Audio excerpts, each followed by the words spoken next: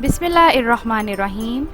अस्सलाम वालेकुम viewers, welcome to Mariyam kitchen. उम्मीद है कि आप सब खैरियत से होंगे और हमारी डिलीशियस रेसिपी को ट्राई करके इंजॉय कर रहे होंगे। तो नाज़रीन, आज हम मरियम किचन में बनाने जा रहे हैं पोटैटो स्माइली।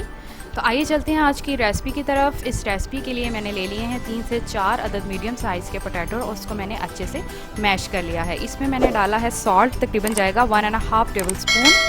उसके बाद हमने डाला है रेड चिली का पाउडर 1 टेबल स्पून। इसके बाद इसमें जाएगा नाज़रीन ज़ीरा पाउडर, ये हम तकरीबन डालेंगे 1 टीस्पून। ज़ीरे के बाद हम इसमें डालेंगे ब्लैक पेपर और ये जाएगी हमारे पास तकरीबन ½ टीस्पून। नाज़रीन, ये बहुत ही मज़ेदार और डिलीशियस किस्म की रेसिपी है, आप इसको बहुत झटपट बना सकते हैं। इसके बाद इसमें हम डाल रहे हैं कॉर्नफ्लोर, ये हमने डाला है 3 टेबल स्पून।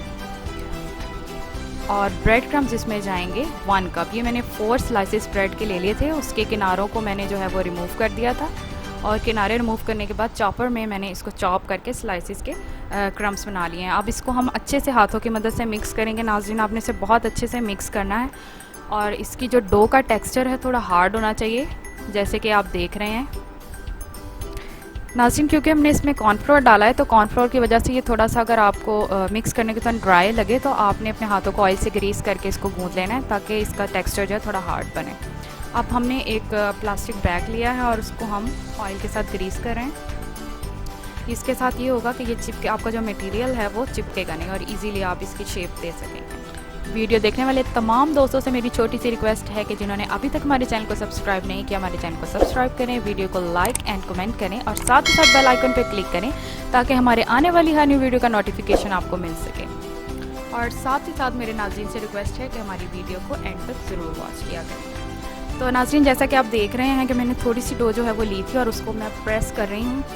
नाज़रीन, आपने देखा कि मैंने हैंड्स को जो है वो साथ ही साथ ऑयल से ग्रीस करती रही हूँ। इससे ये होगा कि आपके हैंड्स पे जो है वो एक तो डो चिपकेगी नहीं और आपको शेप देने में जो है वो बहुत आसानी होगी।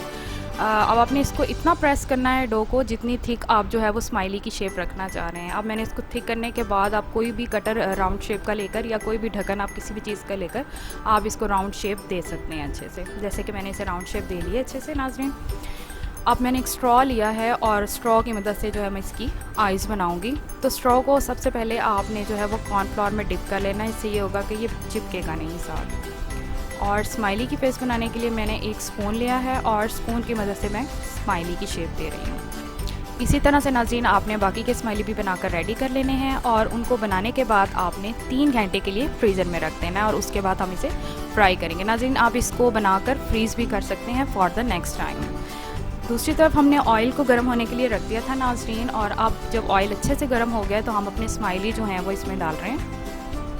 आपने ये ध्यान करना है कि ऑयल जो है वो काफ़ी अच्छे से गर्म हो जाए। अगर ऑयल जो है वो अच्छे से गर्म नहीं होगा तो ये शेप इसकी ख़राब भी हो सकती है, इसलिए ऑयल बहुत अच्छे से गर्म होगा। और ये फटाफट नाज़रीन रेडी हो जाते हैं, इसको ज़्यादा टाइम नहीं लगता, इसका कलर जो है वो फ़ौरन से चेंज हो जाता है। तो जैसे ही इसका कलर चेंज हो जाएगा आपने इसको निकाल लेना है।